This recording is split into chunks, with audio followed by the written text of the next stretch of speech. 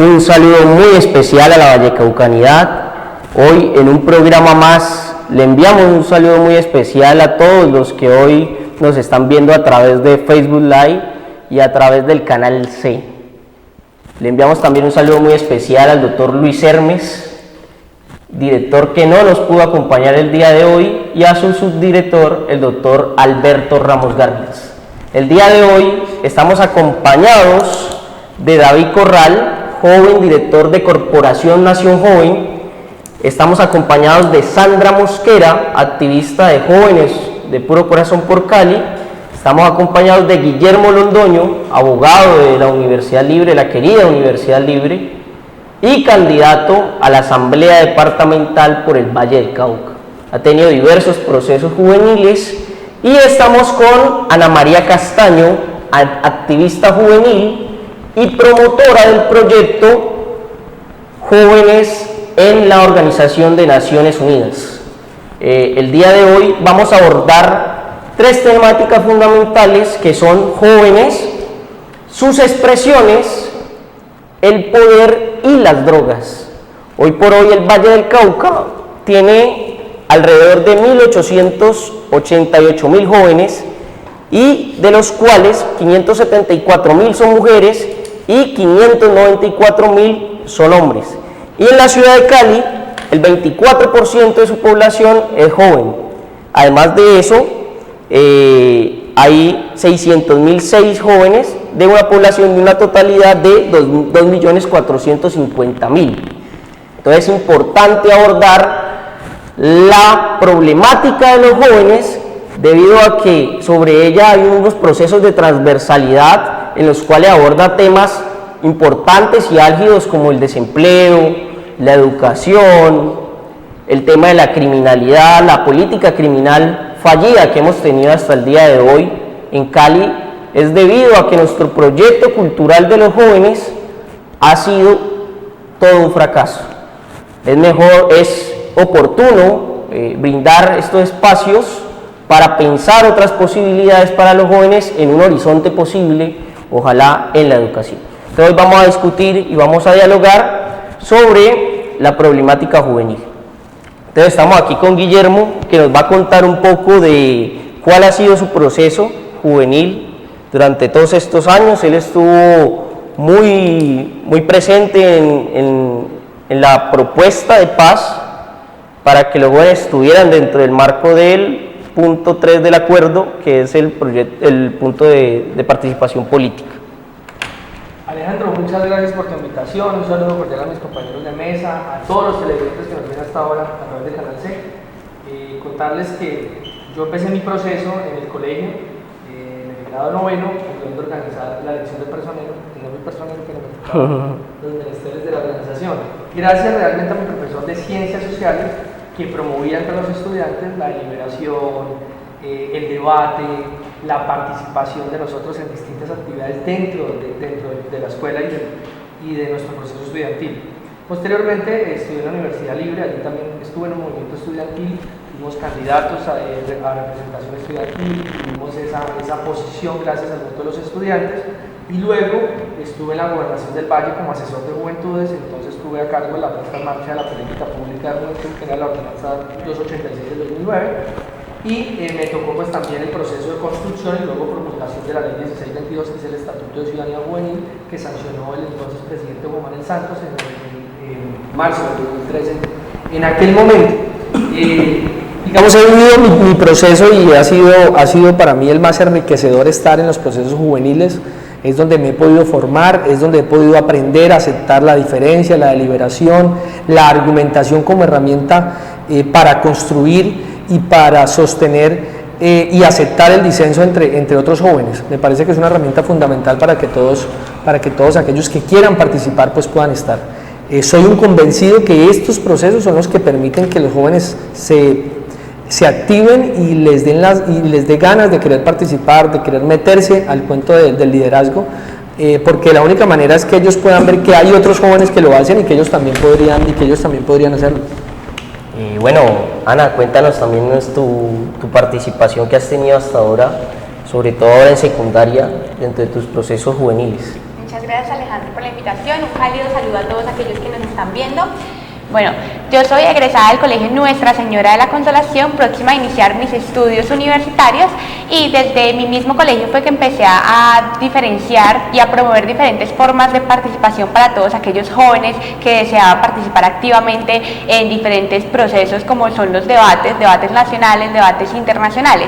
Es así como empecé con un proyecto educativo que es llamado Modelos de Naciones Unidas, donde los jóvenes desde 13 a 25 años empiezan a debatir acerca de problemáticas internacionales y problemáticas nacionales, lo cual hace que los jóvenes podamos descubrir nuestro entorno, nuestra realidad, y que podamos estar un poco más inmersos en aquello que es el conocimiento y cómo poder participar activamente.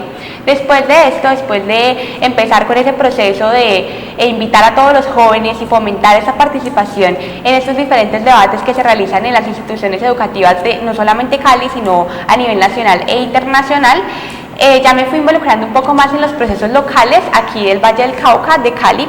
Me encontré con diferentes dependencias de la alcaldía y fui obteniendo conocimientos y desarrollándome en diferentes eventos públicos, y así fui obteniendo un poco más de experiencia que me ayudaba también a concertar y a ser promotora de este proyecto educativo que estoy llevando a cabo en este momento. David. No, nada, pues primero a todos los televidentes un cordial saludo, a los Hermes que se encuentra en estos momentos pues en otra parte, también saludarlo, a Guille, muchas gracias por estar aquí, a Alejandro por la invitación.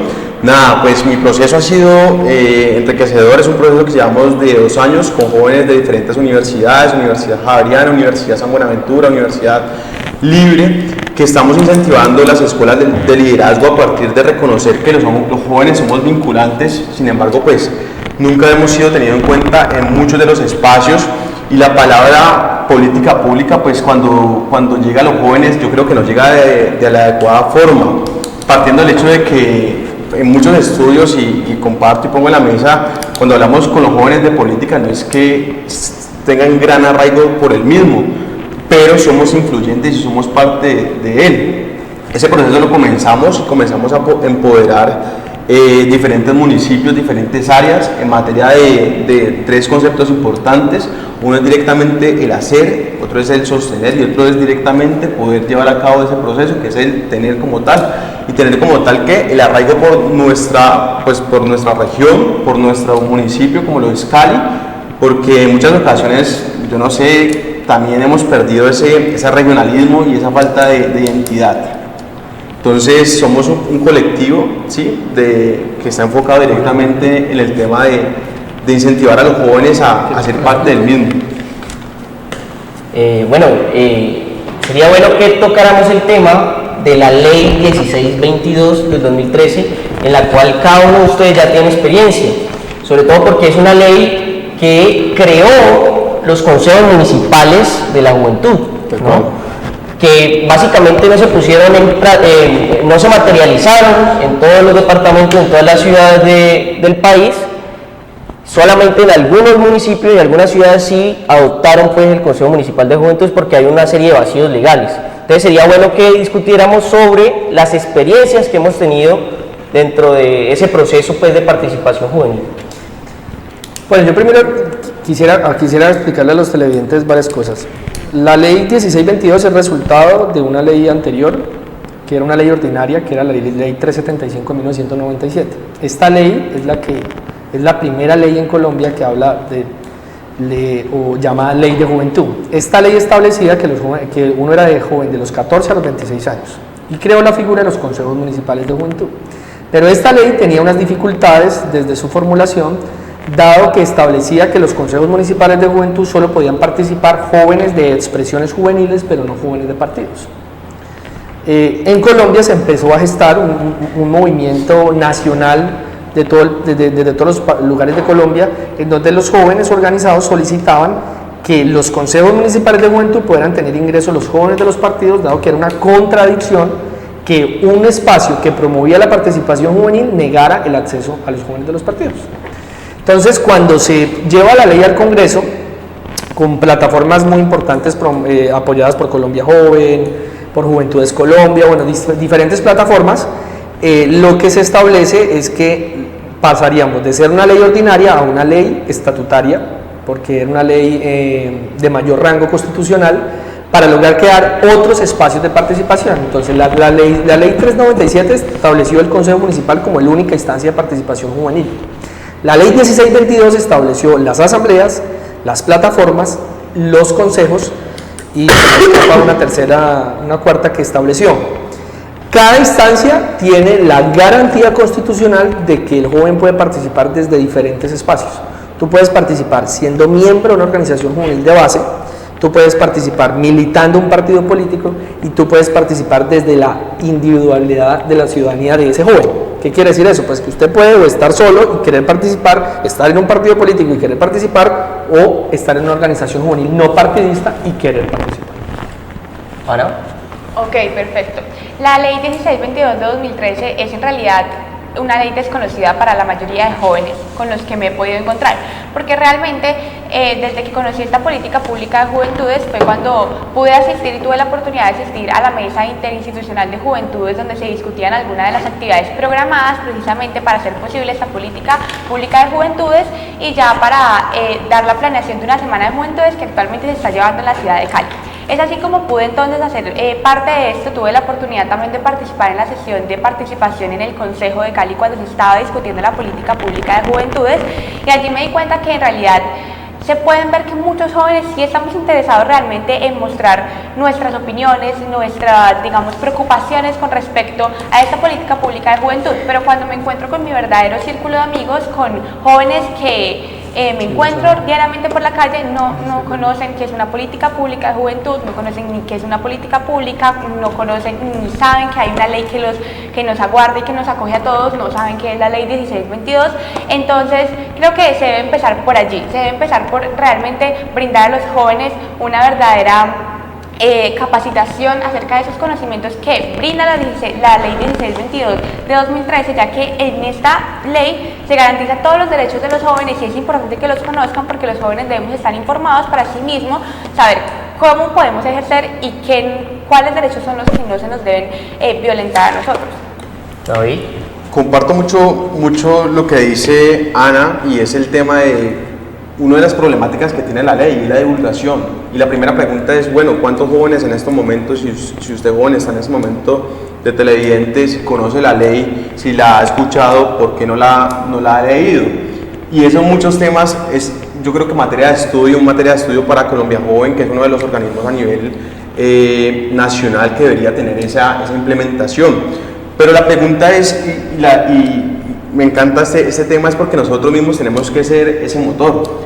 ¿Para qué? Para tocar a todos nuestros amigos y decir, venga, usted no solamente es un joven más, ese joven que solamente tiene la problemática en materia de drogadicción, porque es uno de los temas grandes, ¿no?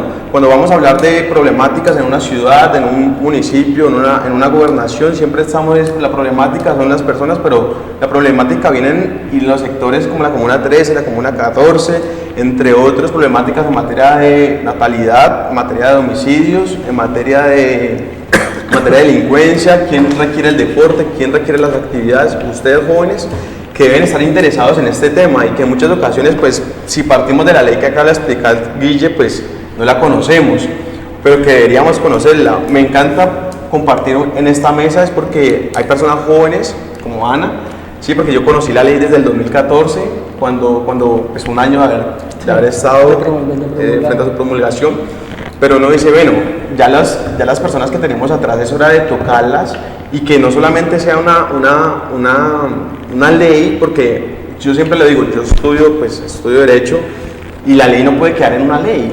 y eso es una de las problemáticas de la superinflación legislativa. Yo creo que son temas que tenemos que tocar. Yo sé que es muy difícil pasar por encima de ellas, pero yo creo que es uno de los problemas que a hoy se nos ve. Yo digo, bueno, ¿qué ha hecho otros departamentos, otros municipios en materia de juventudes? Y nosotros tenemos que, a mí, bueno, uno del colegio le decía, no copie, pero nosotros esas cosas importantes deben de llegar, como lo es en Medellín, uno de los pilares básicos en materia de juventudes, a nuestra región, a nuestro municipio, a nuestro departamento. Es eso básicamente. Yo quisiera decir sobre la ley 1662 del 2013, que según enmendó la 1885 del 2018, promulgada por Juan Manuel Santos, es que esta ley es un escenario profundamente democrático. Sin embargo, con todos sus vacíos y todo, esta es una ley profundamente democrático, inclusive que tiene algo que no tiene la ley electoral, y es la cuota de género, en un 50%, que me parece profundamente importante. También expresa la ley que pueden hacer parte del escenario de participación electoral aquellas organizaciones ni siquiera con personería jurídica, es decir, espacios que no tienen ninguna organización pues jurídica, puede hacer parte del Consejo Municipal de Jóvenes. Y además de eso, que esta ley plantea una reducción de impuestos a las empresas que contraten a los jóvenes, y eso no se sabe. Pero yo te diría, mira, la pretensión de la ley era mejorar los vacíos que había dejado la ley del 97, la 375. Inclusive la 1622 aumenta el rango de edad, aumenta de 14 a 28 porque antes estaba de 14 a 26. En el continente americano hay una tendencia a que los países han cogido el tema de política pública de juventud y lo han elevado a rango ministerial. Tú vas a México y encuentras que es de rango ministerial, vas a Perú y es de rango ministerial. No voy a poner de ejemplo a Venezuela porque es un fracaso, pero muchos otros países lo tienen de rango ministerial. Yo creo que la ley tiene unos vacíos que hay que resolver, que se pueden resolver, pero más allá de eso, si dentro de la estructura del Estado no hay una entidad dedicada a esa tarea, pues eso no va a tener un doliente. Cuando David hablaba de que hay unos departamentos que digamos que han avanzado en eso para aterrizarlo en el tema local, claro, Antioquia tiene una alta consejería, Medellín tiene una secretaría, Córdoba tiene una secretaría, y tener una entidad dedicada a eso, que es lo que ha hecho otros países, garantiza que como hay un doliente, no solo habrá unos recursos, sino que habrá una política de gobierno departamental, municipal o nacional dedicado a cumplir esa tarea. Colombia Joven no ha dejado de ser un programa presidencial. Yo quiero decir algo ahí, y comparto mucho el tema que está en la mesa, pero para mí el problema no es la ley, es más, los vacíos, yo creo que para eso está el legislativo, y es directamente poder llevar a cabo, bien sea las modificaciones de la misma. Para mí la problemática está en la implementación, pero yo siempre he dicho a los jóvenes, venga, la ley está, ¿qué tenemos que hacer? Implementarla y comenzar directamente a forjar a partir de la misma lo que tenemos que tener ya en estos momentos en una ciudad como Santiago de Cali, en una ciudad y en un departamento como es el Valle del Cauca. Cuando uno mira para atrás y uno dice, bueno, ¿y dónde tenemos los jóvenes que están directamente llevando a cabo eso? Hay muchas personas que no la conocen, es decir, la problemática es en la implementación, y más aún en todos los beneficios. Alejandro acaba de decir uno, las empresas en estos momentos también tienen que estar vinculadas, el sector privado, no solamente el sector público, y no solamente achacar esa prerrogativa a una gobernación o a una alcaldía, ¿ya? Entonces, yo creo que también debemos tocar a esas otras entidades para que hagan parte del mismo. Sí, o sea, también desde los jóvenes. Claro. Yo planteo que sí, hay que crear un ministerio y hay que crear dentro de las estructuras locales, llámese gobernaciones o alcaldías, hay que crear una dependencia dedicada a esa tarea. Así como, por ejemplo, en Santiago de Cali, Jorge Iván Ospina, cuando fue alcalde, promulgó la política pública de la mujer, y gracias a eso se creó Casa Matria, y gobiernos después crearon la Subsecretaría de Equidad de Género. Una dependencia lo que le permite es tener un doliente y unos recursos destinados a esa dependencia como tal dentro del plan de desarrollo. Eso en el término nacional, mire, en términos departamentales, solamente en el gobierno de Angelino Garzón, los programas de juventud tuvieron aproximadamente 6.000 millones de pesos de inversión, solamente en el gobierno de Angelino. Pasó Abadía y los demás, y pasó después Ucelle, y fue un fracaso porque por supuesto pasaron de tener 6.000 millones de pesos a tener 200 o 400 millones de pesos. Es necesario tener una dependencia, así suena muy impopular, porque la gente dice, es que eso es más burocracia. No, es que cuando hay recurso humano destinado a eso, y si tú vas a ver ejemplos como Chile, Perú, cuando ves que esos países lo que tienen son equipos de personas dedicados a esa tarea, ellos lo que hacen es vigilancia todo el ciclo del desarrollo humano llamado juventud, ellos le hacen todo ese seguimiento. Y cuando uno compara cifras, pues uno se da cuenta que hoy esos países tienen muchos mejores indicadores que nosotros, que no tenemos una entidad dedicada a eso, porque no se dedica a eso.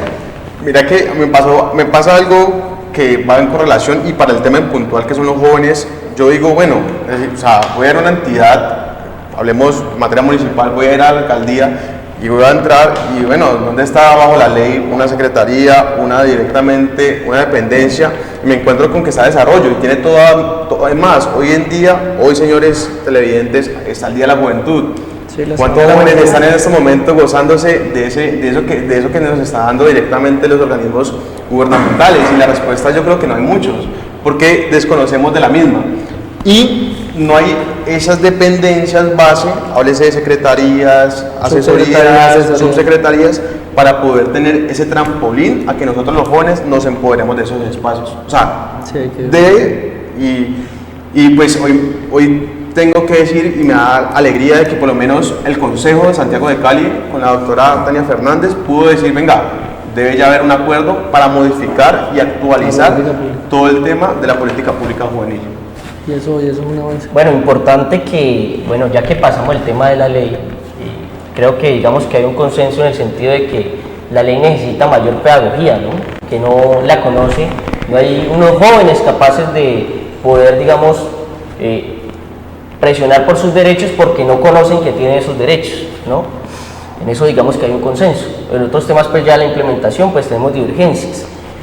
Pero sería bueno comenzar a tratar el tema de juventud y su relación con la criminalidad, que es un tema álgido, porque el departamento al no tener una política pública de la juventud pues genera pues obviamente genera un horizonte posible para los jóvenes, sino que están básicamente los jóvenes al garete, porque no hay una política, no hay medidas enfocadas a los jóvenes y ellos presentan los mayores índices de criminalidad. Entonces hablemos de la criminalidad y posteriormente pues de la drogadicción con relación a la juventud.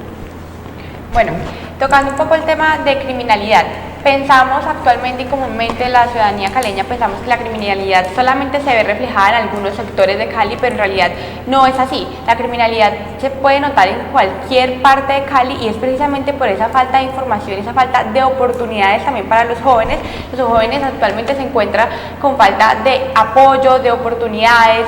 Esa misma falta de apoyo y de oportunidades, porque sé que cada joven tiene sus anhelos y sus aspiraciones, y esto lo he dicho varias veces en público, cada joven tiene su emprendimiento y sus proyectos de vida, pero realmente no encuentra en qué plataforma poder hacerlo efectivo, realmente no encuentra la manera de hacerlo efectivo, no encuentra el apoyo y por tanto se va a otras formas para poder sobrevivir y poder, sobrevivir en una ciudadanía que realmente más que todo los margina, porque como digo son en ciertos sectores donde precisamente se ve esto más influenciado y no se hace nada realmente para cambiarlo. Realmente yo he estado escuchando testimonios de algunos de estos jóvenes que residen en estos sectores que son marginalizados y dicen que cuando ellos solicitan un apoyo para realizar una casa donde ellos se pueden reunir a hacer actividades culturales, a distraerse y no que caigan en esos vicios, en esa criminalidad, realmente no se hace nada, no se presta presupuesto, no hay cronograma, entonces es muy difícil también así, si el Estado no está apoyando, entonces ¿para qué precisamente es una política pública de juventudes si no los va a apoyar? Y eso es precisamente lo que ellos argumentaron en esa sesión de participación. Muchos de ellos dicen y muestran claros vacíos en la política pública de juventudes que realmente no encuentran el apoyo por el cual ellos se puedan respaldar. Yo puedo hablar más del digamos, el territorio que es ya ir directamente con los jóvenes a cómo cambiamos esa perspectiva. Y tengo el caso específico, uno de los grandes líderes de la Comuna 1, Meiser, Jorge Eliezer Montoya, quien ya tiene directamente un proceso en bajar un índice de criminalidad del 39% en la Comuna 1 al 1%. ¿Quién lo hizo? Lo hizo un joven de 22 años de edad. Entonces, ¿le debemos apostar a los jóvenes? La respuesta es única y la respuesta es sí. Ahora, la implementación, ¿cómo se llevaría a cabo en materia de índices de criminalidad y en todo lo que tiene que ver con problemática de delincuencia? Porque cuando vamos a ver índices de quienes están llevando a cabo todo lo que tiene que ver con conductas delictivas, pues está el rango, están las personas de 14 a 32 años de edad. Esas personas deben tener una política de justicia restaurativa. Yo no creo, y en materia de juventudes, en que si tenés un joven de 14, 22 años, tengas que llevar bajo la misma senda de la política en esos momentos penal que se maneja nuestro ordenamiento jurídico, como se maneja, pues porque a los 32 años va a salir y ¿qué va a pasar con ese joven? Va a ser uno más que lleva a cabo esa conducta delictiva y puede que sea reincidente. Entonces, yo creo que en el nuevo proceso que nosotros tenemos, y gracias a Dios, pues lo que está llevando a cabo nuestra gobernadora del Valle del Cauca Y el mensaje que tenemos con los nuevos gobernantes es poder que crean en los jóvenes para que sean parte de ese colectivo que quiere cambiar esta ciudad y que quiere cambiar este departamento del Valle del Cauca. Guille. Bueno, yo creo que la relación entre criminalidad y jóvenes es un tema muy complejo, digamos. Sí. Es cierto que tenemos que destinar recursos y tenemos que destinar recursos financieros y humanos a lograr promover que el joven tenga acceso a ciertas oportunidades y a condiciones que, digamos, actualmente no tiene. Pero también es cierto que tenemos que enfrentar las estructuras criminales. Las estructuras criminales las debemos enfrentar con la fuerza legítima del Estado. Esas estructuras criminales captan al joven porque dentro de la cadena criminal es mucho más rentable tener a un joven que, por supuesto, pues tener una persona mucho mayor. El joven, si es menor de 14, es inimputable, su fuerza de trabajo es mucho mayor, normalmente tiende a ser mucho más arriesgado. Digamos, por muchas más razones, le pagan menos, la cadena criminal lo atrapa y, por supuesto, lo pone al servicio, lo pone a su servicio. Es necesario que dentro del Estado hayan medidas tan fuertes como la persecución legítima de la fuerza y del Estado a estos criminales, pero también la promoción de otras oportunidades que los jóvenes deban tener. Y eso nos lleva a una discusión supremamente fundamental, y es que si nosotros seguimos teniendo jóvenes que van a presentar las pruebas de Estado, saber que no estén en condiciones de competir con jóvenes que vienen de colegios privados, pues esos jóvenes no van a entrar a la universidad pública, no van a acceder a esos cupos. Por esa razón nosotros tenemos que volver a tener programas como Plan Talentos, cosas como estas, que Plan Talentos capacitaba al joven y lo reforzaba en muchas áreas para que cuando llegara a las pruebas de IFETS pues pudiera, digamos, tener unos mejores resultados y con eso poder acceder a la Universidad del Valle. Ese programa fue bellísimo, muchos jóvenes lograron acceder a la universidad pública en ese momento. Hay que capacitar a los jóvenes para que puedan acceder a la universidad pública, porque si no va a ser muy difícil, si no vamos a seguir compitiendo contra la AMPA entre quién capta primero al joven, si ellos o nosotros.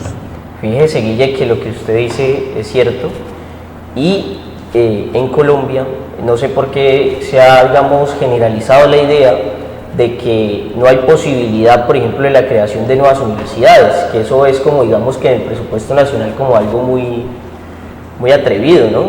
Entonces generan pues que eso es imposible desde el punto de vista presupuestal.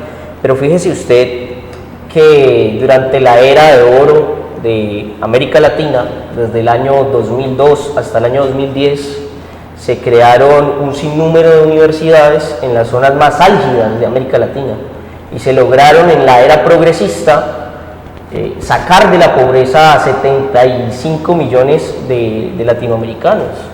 Entonces creo que esa debe ser la política hacia donde debe apuntar, hacia el saber y la educación. Está ya, digamos, de alguna manera el Premio Nobel de Economía, Joseph Stiglitz, expresaba que la única manera de transformar las desigualdades era a través de la educación. Entonces, esa debe ser la mejor política criminal a corto plazo. A largo plazo, la mejor política criminal es el cuidado de la primera infancia. También deberíamos abordar, ahora con la presencia de la compañera Sandra Mosquera, activista juvenil, les presento, de la Universidad Libre. Hola, Sandra. Y del grupo Jóvenes con Puro Corazón por Cali. Entonces, Sandra, estamos tratando el tema aquí de la criminalidad, nos gustaría saber tu... Bueno, antes de hablar del tema de la criminalidad, mientras los escuchaba, que me parecía muy interesante todo lo que decían, creo que hay que hacer una distinción importante. La ley 1622 nos habla de una categorización, lo llamaría de esta forma, de los ciudadanos. Entonces nos habla de que hay una parte que van a ser los civiles, hay otra parte que son los sociales, hay otra parte que son esos jóvenes que se van a enfocar en políticas públicas. Entonces, cuando vemos a la parte joven, no vamos a hablar solamente de quiénes participan en elecciones, quiénes participan en movimientos, que era lo que decía ahorita Guillermo, sino quiénes están en esas otras culturas, quiénes hacen parte de esas culturas emergentes, quiénes hacen parte de ese Cali que no vemos. Entonces tenemos aquí somos estudiantes, algunos ya se graduaron, ya están en maestrías o ya están en otros estrados, otros apenas estamos comenzando. Entonces, me gustaría preguntarle a la mesa, ¿cuál consideran ustedes que es lo más importante para los jóvenes? Si viene un joven en este momento, ¿qué sería lo que él está buscando? ¿Sí? Para ustedes, ¿qué sería? Educación, el tema del desempleo, el tema de... Bueno, en Medellín hay algo muy interesante que hace la Secretaría y es que tiene una categorización impresionante. Nos habla de emprendimiento, nos habla de desempleo, nos habla de educación, pero nos habla de deporte, nos habla de cultura, ¿sí? O sea, es una gama impresionante que de pronto nosotros decimos, no, el joven solamente necesita trabajo, necesita que lo contraten. No, el joven necesita una gama impresionante de cosas, porque ese joven, la ley no lo dice, es desde los 14 hasta los 28 años. Y no podemos decir que las necesidades de la persona de 28 años, que ya va a entrar en otra categoría, es la misma necesidad que tiene un joven de 14 años. O un chico que está entrando a la universidad no tiene la misma que la necesidad del que se está graduando. Entonces, hay una diferenciación que se tiene que hacer ahí de acuerdo a las necesidades y de acuerdo al momento que está viviendo ese joven. De igual forma van a ser los problemas que va a tener. El joven de 30 tal vez no tenga los problemas y el riesgo y la vulnerabilidad que tiene el de 14, que tiene el de 15, respecto a criminalidad, respecto a drogas. Entonces creo que es un tema que tiene que tenerse en cuenta cuando vamos a hablar de algo tan importante como política pública. Bueno, tratando ya pasando un tema de, por ejemplo, el problema de las drogas que es tan latente también en la juventud, me gustaría abordar el tema legalización, regulación o prohibición. ¿Qué dice Guille? El problema de las drogas es sumamente complejo. Yo pienso que el país perdió esa guerra. Yo pienso que perdimos esa guerra en la medida que entramos en la política americana de la confrontación y exterminio de todos aquellos que representaban ese negocio. Colombia pasó una de las peores etapas de su historia, que fue los 80. La confrontación con estos carteles fue supremamente sangriento, costaron demasiadas vidas, pero también demostraron que en aquel entonces la teoría era que si vencíamos al cartel de Cali y al cartel de Medellín, la droga desaparecía. Y resulta que los vencimos y la droga no desapareció. Lo que desaparecieron fueron grandes carteles, y esto lo que hizo fue que salieran carteles mucho más pequeños. Y entonces pasamos de un gran tráfico de drogas a un microtráfico que hoy está en la puerta de la escuela de los barrios populares de Cali, inclusive de otros sectores de la ciudad. Yo pienso que Colombia tiene que plantearse otra forma de abordar la situación y tiene que plantearse el tema de que no podemos pretender poner toda la fuerza del Estado a perseguir o consumidores o personas que usan, por ejemplo, la marihuana con otra vocación, como por el tema medicinal. Esa no puede ser la labor del Estado. La labor del Estado tiene que es perseguir unas mafias, pero unas mafias que han cogido ese nicho y ese negocio y que a partir de ese negocio han financiado la guerra, el secuestro, el desplazamiento y otro tipo de delitos. El Estado tiene que procurar utilizar todos sus esfuerzos en que desde todos los territorios se haga la sustitución de cultivos ilícitos de forma voluntaria y sobre todo de forma segura. No podemos, en nombre de acabar el narcotráfico, acabar también nuestro país, porque el glifosato no solo mata a nuestros campesinos, sino que también mata a nuestros ecosistemas. Y eso es una cosa que no podemos seguir haciendo.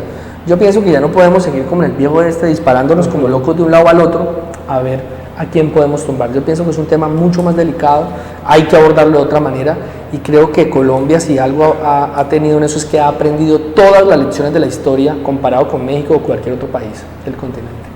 Ana. Bueno, el tema de la drogadicción actual es bastante complicado y hablo ya precisamente en Cali y la drogadicción en la juventud. ¿Por qué?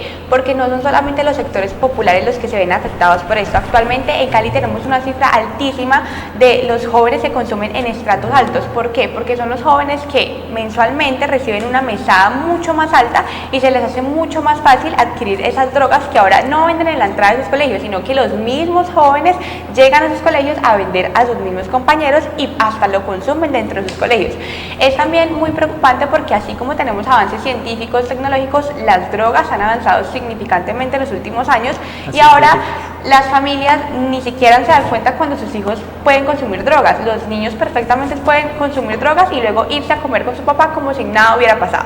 No presentan ningún síntoma ni de cansancio ni de ojos rojos, no tienen que oler para saber que han consumido esas drogas actuales que hoy estamos diferenciando en estos colegios, más que todos los colegios de alto estrato.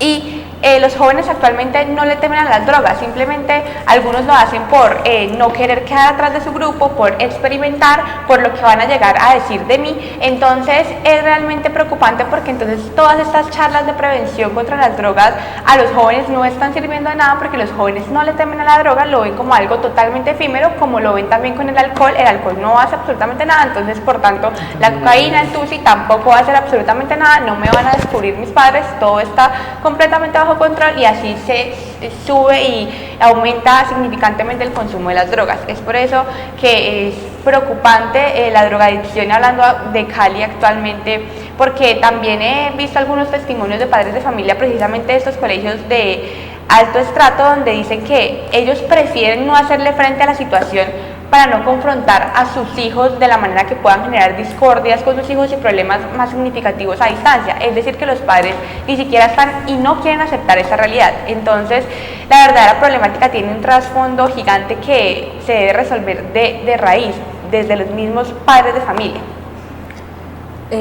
Respecto al tema de las drogas, y bueno, hablemos directamente del tema de la marihuana que lo tocó Guillermo de alguna forma, y es que yo distinguiría varias cosas. Distinguiría el tema del uso medicinal al uso recreativo. El uso medicinal creo que concordamos en que no hay ningún problema con eso, es algo que genera más que cualquier otra cosa un beneficio, porque ayudarte para alguna enfermedad, para alguna situación médica que tengas, y es algo de alguna forma natural. O sea, creo que por ese lado no hay como una discusión respecto a ello.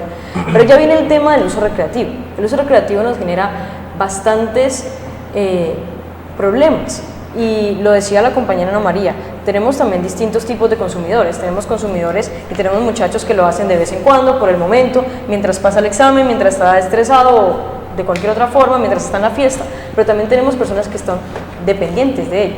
Entonces ahí es un problema que necesariamente tiene que ser de salud pública, ¿sí? Hay un problema en cuanto a la norma y en cuanto cuando uno revisa el Código Penal, y es que hay una pequeña contradicción que genera un gran problema respecto a la jurisprudencia que nos permite la dosis de uso personal y respecto al tipo penal que nos prohíbe el uso, el porte, el tráfico, porque nos dice, no se puede, pero se puede la dosis personal. Pero ¿qué pasa con esa contradicción legislativa? Que de alguna forma permite el microtráfico, porque yo puedo portarla, digamos, menos de 20 gramos, pero ¿quién me la va a comprar? Entonces, ahí hay una contradicción importante que tenemos que plantearnos respecto a, bueno, o la van a legalizar o la van a prohibir, o qué pasa en ese sentido, porque sí hay una contradicción, sí hay un problema. Ahora, respecto al riesgo que tienen los jóvenes, yo creo que esto es muy importante para uno como joven planteárselo en su proyecto de vida. Bueno, ¿yo qué quiero hacer? Yo conozco los riesgos, todos sabemos lo que hacen las drogas, ¿sí? ¿Qué actitud pasiva o qué actitud activa puedo tener? Hay algo, y me gusta mucho el tema literario, el tema de la filosofía, y hay un texto que se llama El Mundo Feliz. Y es que en el mundo feliz no necesitamos algún tipo de coacción. En el mundo feliz, las drogas, en el mundo feliz, cualquier otro tipo de situación que nos distraiga de nuestras realidades, de nuestros problemas, van a estar bien. Entonces, ¿qué le sirve al gobierno? Al gobierno le sirve un sujeto pasivo, un sujeto que asuma las cosas con total tranquilidad. Sí, no hay ningún problema, sí, yo voy para allá, usted me dice esto, ay, el desempleo está así, ay, la delincuencia está así, pero no importa, yo estoy distraído con todo el resto del mundo. Entonces, yo diría, frente a los problemas sociales, frente a los problemas de la norma, más allá de eso, yo creo que el joven tiene que plantearse, bueno, ¿yo qué estoy haciendo con mi vida? Y hacer un llamado de atención a, este es mi proyecto, esto es lo que necesito, por favor. Un sujeto pasivo es lo que le sirve a los mandatarios, un sujeto activo, un sujeto que diga, estas son mis necesidades, esto es lo que yo quiero y de esta forma lo voy a lograr, es lo que necesitamos como jóvenes y no podemos perderlo, no podemos ser pasivos ante nuestros problemas, ante nuestra realidad, ante nuestra ciudad, ante nuestro país. Entonces, yo llamaría la atención respecto a ese tema porque es muy importante que nosotros como jóvenes tengamos una actitud muy activa, ¿sí? Que no permitamos que no nos tengan en cuenta y que nos miren como unos sujetos que están ahí, pero ¿qué hacen? Y las drogas nos dan esa desventaja, ese problema. Hay un caso, el caso de Portugal, fue muy exitoso en materia de política antidrogas.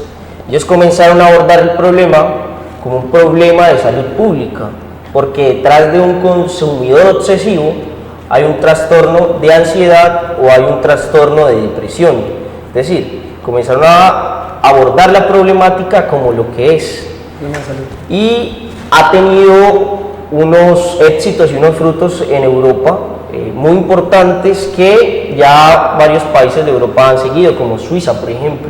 Suiza y Suecia permiten el consumo recreativo, pero cuando se pasa, digamos, de cierto grado de consumo, ya es considerado un enfermo, por tanto se trata como tal. Acá en Colombia lo criminalizamos. Entonces ha sido el fracaso de nuestra política criminal y por otro lado, pues evidencia el fracaso de un proyecto cultural de los jóvenes. Es decir, el joven no tiene posibilidades para poder rehacer su vida, tiene posibilidades para darle sentido a su vida y no tiene posibilidades ni de educación, de empleo que pueda generarle pues un futuro y por eso busca escapatorias de dependencia como la droga. Bueno, y ya para terminar, sería bueno abordar el tema pues, del poder. Colombia ha tenido una sucesión de gobiernos que son todos parecidos, solo cambia el nombre, pero todo sigue igual. Pasó con Juan Manuel Santos, valedero lo de la paz, pero eso realmente no transforma ni materializa los derechos reales de los colombianos. Iván Duque se suponía que era el presidente más joven, pero como dice Salvador Allende, ahí sí hay viejos jóvenes y hay jóvenes viejos. Este Duque parece un joven viejo porque replica una política del pasado y que no está en consonancia con las problemáticas y nuestros sentires como tal. La pregunta es, ¿será esta la generación que va a transformar a Colombia? ¿Qué dice Ana? Bueno, actualmente y ahora que estamos en campañas para elecciones regionales, he tenido la oportunidad de ver en diferentes ciudades, en diferentes departamentos, que hay tantos jóvenes para diferentes postulaciones, diferentes partidos políticos, hay tantos jóvenes que quieren y deciden ponerse en su puesto y empezar a hacer su campaña con toda, pero ¿qué pasa con la ciudadanía? No, nada, no pasa nada porque es un joven y el joven se ve como alguien sin experiencia, el joven se ve como, así tenga todos los conocimientos del mundo, siempre van a seguir confiando en aquellos candidatos que son pertenecientes a los partidos que siempre han sido mayoritarios y los más grandes en Colombia. Entonces, ¿qué pasa con el joven? Primero, que no tiene suficiente apoyo y segundo, que no tiene la suficiente credibilidad ante la ciudadanía. Entonces, es problemática del joven que toma su voluntad y toma su poder y su decisión de poder hacerse escuchar y querer participar como candidato para poder cambiar la generación y su sociedad, o es problemática de la ciudadanía que realmente no va a creer en ese joven. Podemos ver actualmente una cantidad de jóvenes involucrados en procesos políticos, pero realmente no se ven resultados de todo lo que ellos hacen. Realmente siempre que vemos los resultados son los mismos que quedan, los mismos partidos políticos liderando, las mismas personas liderando, los mismos concejales, los mismos alcaldes, bueno.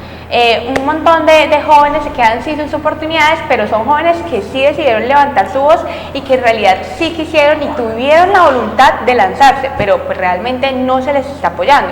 Entonces es allí la problemática. Entonces el joven sí decide levantar su voz, pero realmente no está siendo apoyado y la ciudadanía realmente no le da la credibilidad que se merece. Entonces los ciudadanos decimos, no, sí, es la nueva generación, necesitamos cambio, sí, pero no hacemos nada, y eso es culpa de todos aquellos que no tenemos la decisión correcta y no nos tomamos el tiempo para estudiar por quién es que vamos a ejercer nuestro derecho al voto. Eso es desde raíz, desde que estamos en el colegio, es que debemos darnos cuenta y ser conscientes de que debemos ver cuáles son aquellas propuestas y no sus títulos o qué está prometiendo o falsas ilusiones o por qué partido está, sino realmente cuál es su programa de gobierno, qué es lo que está proponiendo. Pero pues lamentablemente eso todavía no se ve, así que aunque hayan candidatos jóvenes que quieran participar, cuando la cultura ciudadana no cambie, cuando los ciudadanos no quieran educarse ellos mismos para saber votar, esto no va a poder cambiar. Bueno, Colombia es y no es un país muy exigente, es curioso de por sí nuestro país. Si está cierto candidato, nos decimos, ay no, siempre los mismos. Pero si llega alguien joven, no, es que le falta experiencia. Entonces es como, bueno, al fin que o te gusta estás de acuerdo con o no. Entonces, eso por un lado. Vemos en las elecciones que hay una gran cantidad de jóvenes, hay cuota de género, entonces tiene que haber ciertas y tanta cantidad de mujeres. Pero cuando vemos las elecciones, cuando vemos los resultados, era lo que decía Ana María, vemos exactamente lo mismo. Quedó el papá de tal, quedó el mismo señor de tal, quedó el que está siempre en el consejo. Y los jóvenes, si bien hay variedad, no vamos a decir que todos los jóvenes son progresistas y tienen ideas de cambio, no, hay jóvenes que tienen visiones muy retrógradas y quieren continuar con ellas, porque somos una variedad, una amalgama impresionante. Entonces, sí es muy necesario que se tengan en cuenta, es muy necesario que escuchemos, bueno, cuáles son las ideas, cuáles son las posturas, porque vemos a estos jóvenes, pero no llegan. Candidatos, tal vez a la asamblea, al consejo, pero dicen, siempre llegan a los últimos lugares, y solamente tenemos un presidente muy joven porque fue elegido por otra persona, se lo ganó en un paquete de maduritos, entonces complicado en ese sentido. Pero hay otro punto que me parece importante tocar, y es que la población votante. Aparecían varias encuestas donde decían que los jóvenes realmente sí, las personas de entre 18 y 30 años sí tienen una postura más progresista, pero es que tenemos personas de 30, 40, 50, 60, que obviamente están ejerciendo su derecho al voto, no vamos a decir que no, sino que son personas que se criaron y tienen una postura y una visión de la vida diferente. Y es difícil, ese proceso de construcción, de cambiar ideales, de cambiar posturas, es difícil. Entonces, ¿cuál es la idea y a qué vamos? ¿Cuál es la visión? ¿Qué le pedimos a los jóvenes? Le pedimos a los jóvenes que participen, le pedimos a los jóvenes que no se desanimen, le pedimos a los jóvenes que voten, que estén ahí, porque si no, ¿quiénes van a tomar las decisiones respecto a nuestro futuro, respecto a lo que queremos, respecto a nuestra visión? Nosotros tenemos una perspectiva de paz, de transición, de poder acabar con un montón de conflictos viejos que ya no queremos tenerlos, pero otros están decidiendo por nosotros y no podemos permitirlo.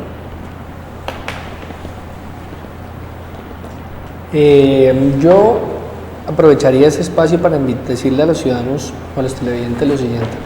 El 27 de octubre ocurrirán las elecciones más importantes en Colombia, y es que el país se enfrenta a dos visiones de país. Nosotros venimos de un gobierno con todas las problemáticas, situaciones que haya podido tener, que decidió hacer un acuerdo de paz. Un acuerdo de paz con la guerrilla más antigua del continente y la más sangrienta de la historia. 50 años de guerra, 50 años de conflicto. Dar ese paso, por supuesto, requería enormes sacrificios. Dar ese paso requería aceptar la diferencia y sentarse a negociar con el contrario, que desconocía y se negaba a aceptar este Estado de Derecho. Pero si la sociedad colombiana logró que esa guerrilla decidiera negociar y entregar las armas, no podemos hoy echarnos para atrás.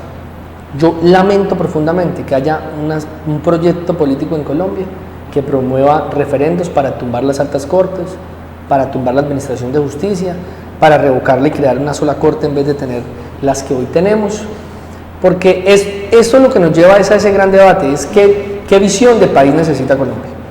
La que hoy vivimos, que 3 años después atenta contra la posibilidad de que esa guerrilla no regrese a las armas, de que esos 13.000 excombatientes, que en su mayoría son jóvenes, decidieron entregar las armas, no regresen a la guerra. Eso es lo que tenemos que decidir el 27 de octubre. Si el 27 de octubre ganan los proyectos políticos que creen en la agenda de paz, que creen que es posible construir una nueva Colombia a partir de que nosotros comprendamos de que no es legítimo la eliminación del otro simplemente porque es nuestro contradictor, entonces Colombia dará ese paso. El 27 de octubre tendremos ese gran reto, votar por proyectos políticos que tengan esa mirada del país. En Bogotá lo representa Claudia López, en Cali lo representa Jorge Iván Ospina, y en muchos otros lugares de Colombia lo representan candidatos que van por el partido Alianza Verde, por el partido ASI, por grupos alternativos, inclusive algunos por Colombia Humana, por distintas expresiones que están en esa corriente y en esa forma de ver el país. Entonces yo invito a todos los televidentes a que estas elecciones votemos con suma responsabilidad. Más allá de sus propuestas, comprendamos y leamos cuál es esa visión de país que tienen, porque a partir de eso es que liderarán y gestionarán lo público. Muy bien. Yo quisiera hablar sobre este tema, algo muy importante, y es que creo que ha habido un avance, ¿no? En las cuestiones pues, de transformación política, ya que haya un voto, digamos, de opinión, 8 millones de votos que sumó el señor Sergio Fajardo y Petro, que es una política programática. Creo que ya habla de una transformación cultural primero, inicialmente, porque sin transformación cultural no hay victoria política posible. Entonces creo que los jóvenes, esta ha sido una generación muy especial, ¿no? Con las redes sociales, nos vemos formas de organización totalmente diferentes, el sistema jerarquizado patriarcal nosotros no lo aceptamos, trabajamos en red, somos cooperativos, somos emprendedores. Entonces hay un cambio, una transformación cultural que creo que va a dar unos resultados a futuro, unos resultados de carácter político. Bueno, ya nos tenemos que despedir. El saludo muy especial pues nuevamente a toda la vallecaucanidad. Le enviamos también un saludo al doctor Luis Hermes Ruiz, que no nos pudo acompañar el día de hoy. Queremos decirle pues a todas las familias vallecaucanas, ustedes señores padres, ¿saben dónde están sus hijos? Si usted no lo sabe, pues tiene que preocuparse, porque así se está perdiendo nuestra juventud. Este es nuestro mensaje de despedida, una feliz noche sabatina.